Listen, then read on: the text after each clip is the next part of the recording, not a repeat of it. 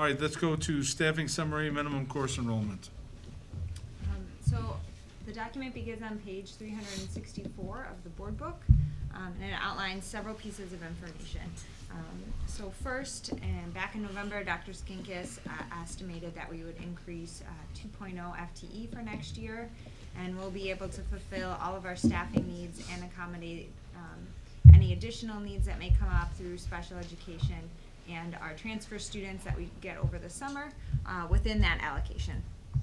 This FTE also accounts for lowering math and English senior year classes to the 25-to-1 ratio, plus or minus 2, and the 0.2 FTE increase for the special education instructional coach that was approved with the new contract.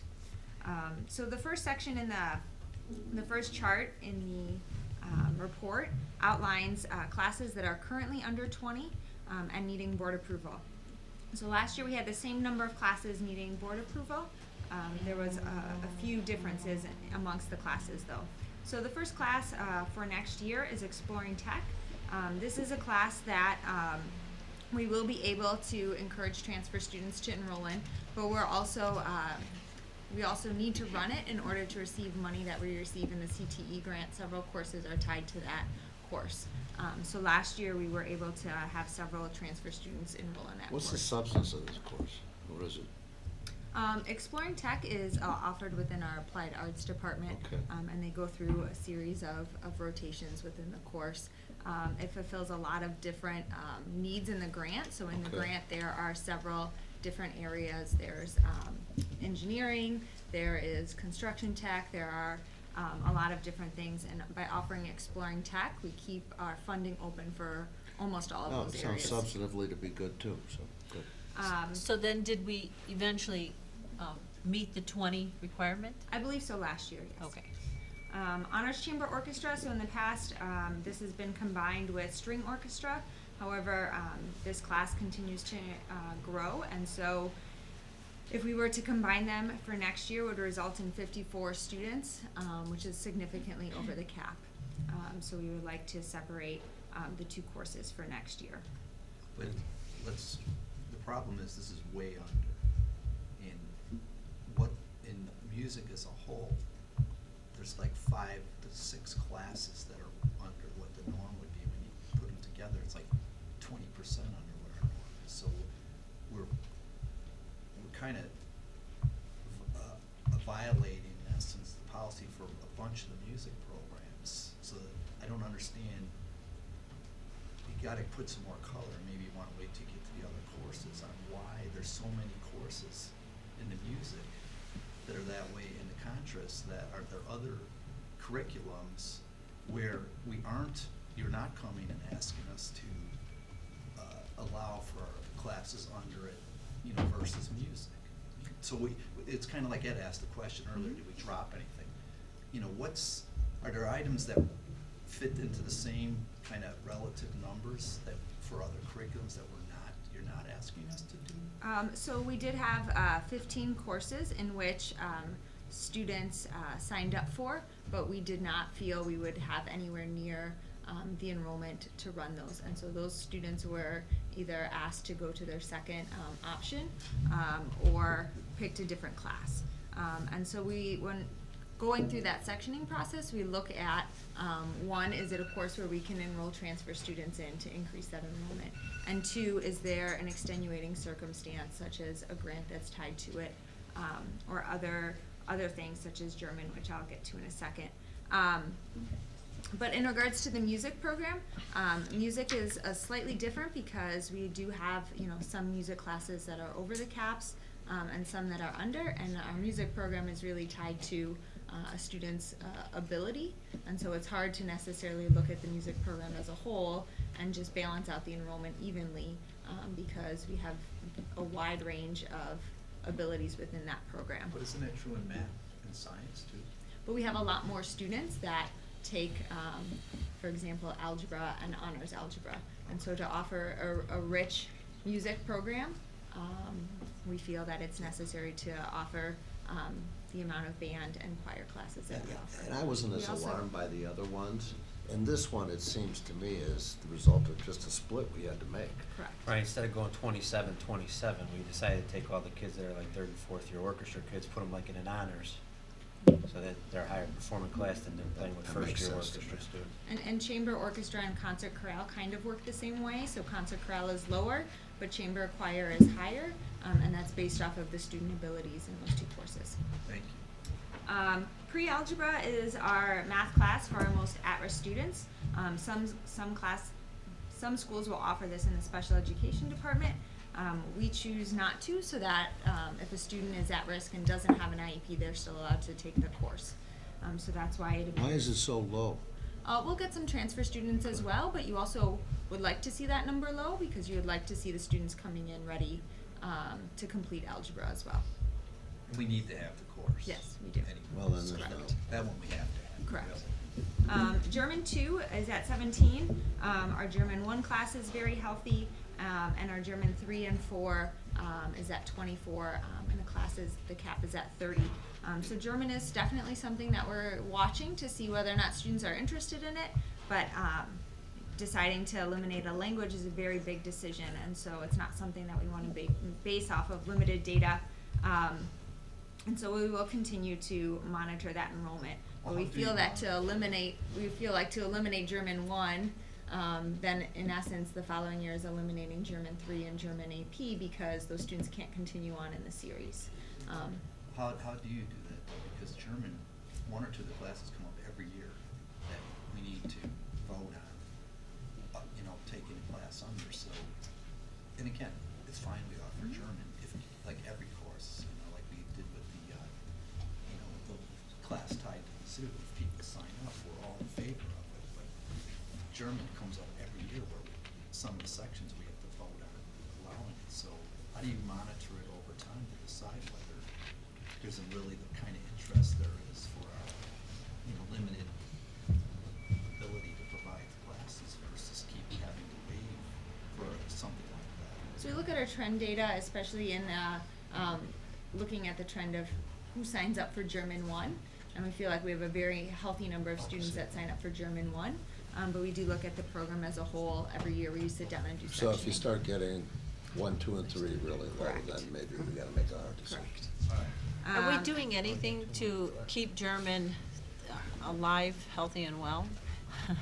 Yes, Patricia Reeves does a lot of work in reaching out to the feeder schools and then promoting German throughout the school, also encouraging the students to take national exams, to go to competitions. There's an opportunity for some students to go to Germany over the summer, and she promotes that as well. So she's really working hard to do that. Thank you. And then the last class that's seeking board approval is AP Spanish Literature. We have 14 students signed up for that next year. These are typically our heritage speakers. Many have already taken AP Spanish Language, and they're on to the next AP course. And this course fluctuates between year to year, depending on how many students that we have that choose to go on to another year of a language. Kristen, do we have students now coming up for the AP Spanish that would have started the first year of high school Spanish in 8th grade? Yeah, so our Spanish literature class is typically heritage speakers. So these are students that come from our heritage 1 and 2 classes. So they speak Spanish at home, but maybe need some extra assistance in learning the grammar or in writing Spanish.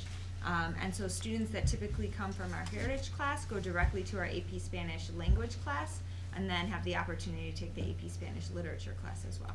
But what about just the regular Spanish track? So, my daughter in her school, they started the regular high school Spanish track. They started in 8th grade, so that by the time they were a junior, they had the 4 high school years done, which then opened opportunity to take the AP Spanish. Yeah, so those students would start in Spanish 2, and they'd be able to do Spanish 2, 3, and 4, and then AP Spanish language. Do we do know have if any of our feeder schools are offering high school Spanish? Yes, we. Okay. They don't offer it for high school credit, but they offer it so that the students can then place into Spanish 2 when they come here, giving them access to an AP course. Is that something that possibly we can talk about? Because I know, like, my daughter, at her school, they were able to get high school credit for both Spanish and mathematics by taking the course and taking the exam, all the requirements. So if we work closely with our feeder schools, is that something that we can have for better articulation between our feeder schools and high school? I think they've had it with, I know Hauser's had it for a while, where you can actually come in here and test out of your Spanish 1 class. But they should get credit, not just testing out. It would be nice if they could come and have a year of high school credit. We have that in math, Right. where the 8th graders come here in the morning and take a class or two, and they can get high school credit. And it also counts for their GPA. There's a board policy for that. Right. Well, and then just like if we have the appropriate, if our instructors have the appropriate credentials, we can offer college credit, not AP, but just dual credit courses. Do we know if there's any I think the faculty concern where you're in school? mixing this up a little bit is that with like the math that's being, like geometry being offered at the high school is basically you're achieving a high school credit. If they're taking a higher level of Spanish in the elementary school, that's why there's a proficiency exam to then move up in the proficiency language. There wouldn't be a reason for dual What does it credit. accomplish? They get out of school in 3 years? Out No, of high school? no, 3 and I'm years? not talking about higher credit. So Timothy Christian offers the high school year 1, and that's just one of several parochial schools. They offer year 1 of high school Spanish so that they have the opportunity then to take the AP Spanish literature. So that way they can take Well, 4 right. years of the language. Right, they have can 1 do year that. extra. They can test out of Spanish We 1 already to go have that. to a higher level. But they don't have to get a high school credit. The only thing you credit means you're allowed to finish your high school years much sooner. Right. Well, maybe somebody might want to access that option. There are some students who do graduate in 3.5 years. I believe we had an amazing athlete who left here in 3.5 years and started training in Madison. So the extra credits, I'm sure, would have helped her. It's definitely something we can continue So, to. so with regards to the 14 enrollment there, do you know the number that have taken the AP Spanish language? Because I'm also noticing that the AP Spanish language is bursting at the seams. So they have 65 in that course, and they are in the process of talking to those students to see if some students would prefer or would be better fit to take AP Spanish literature as well. We also do have some students that typically drop AP Spanish language, but typically do not drop AP Spanish literature. So we were going to continue to monitor the AP Spanish language numbers to see whether or not those were holding consistent, or if we were having students changing their mind or dropping that course.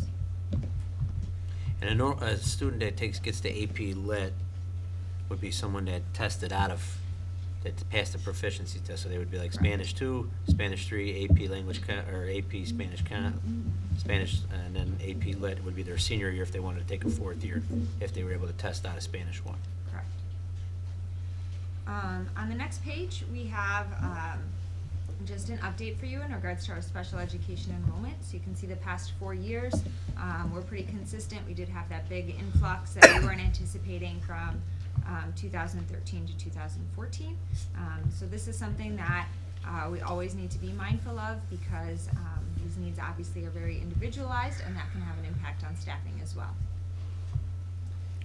The paraprofessionals in that category are to be determined, because our Director of Special Education is still completing the 8th grade IEP meetings, and so we're not fully aware of all of our needs yet for our paraprofessionals for next year. The next section is classes that are over 20, but under the cap, and the caps are listed in that 3rd column, and we always look for plus or minus 2, so anything out underneath that 2 is reported to you in this report. 9 of the 15 classes that are listed here are classes that transfer students will typically enroll in when we sit down with them over the summer to create a schedule for them. Looking at page 366 in the board packet, classes that are over the caps, we have 2 categories. We have classes that are only offered 1 period a day. So typically students will naturally conflict out of that, because they might have to take another course that's offered at the exact same time this course is, and so those students will have to make a decision. So you can see the courses that are listed there. Depending on the course too, if it's an elective, we will look to also give juniors and seniors priority for that course. so that freshmen and sophomores can take that course in subsequent years. I just have another question, Kristen. Mhm. If you take a course like acting and directing where the cap is 30, we allow 41, is that all the kids that sign up for it, or you maybe still told some no? No, so 41 is the number of students that have expressed interest in the course. And so we will schedule at most 32 students for that, and so So- we'll either look to first have students naturally conflict out. Okay. And then if we need to, look at making sure juniors and seniors have access to So you that vary course. from the plus two sometimes, don't you? It's not in that typically in the initial process. Okay. Again, these are just requests, so these are not actual students in the classroom at this point. Okay. And then the last one is just classes that are offered multiple periods a day, and you can see kind of where we are with those as well. And we approach the same process for those. So Spanish language is a class that we are going to continue to monitor to see whether or not students drop that course or not. Okay, any questions on this side for Kristen on her presentation? Any on this side? All right, we need a motion on this. Do I have a Resolved motion? that the Board of Education Township High School District 208, Cook County, Illinois hereby approves in accordance with District Policy 6:31, minimum course enrollment, the list of courses for the 2017-28 school year with projected enrollment below 20 students based on the current student enrollment data as presented in the March 14, 2017 Board Agenda Packet. So have a second, second by Mike Welch. Thank you, Mr. Walsh. Mary Ann? Mr. Walsh? Yes. Mr. Goodson? Yes. Ms. Ruska? Yes. Mr. Jepson? Yes. Dr. King? Yes. Mr. Cindy? Yes. Mr. Welch? Yes. Okay, we are going to go into closed session to discuss the following items: personnel, student discipline, individual student matters, sale or lease of property, probable imminent and or pending litigation, and collective negotiations.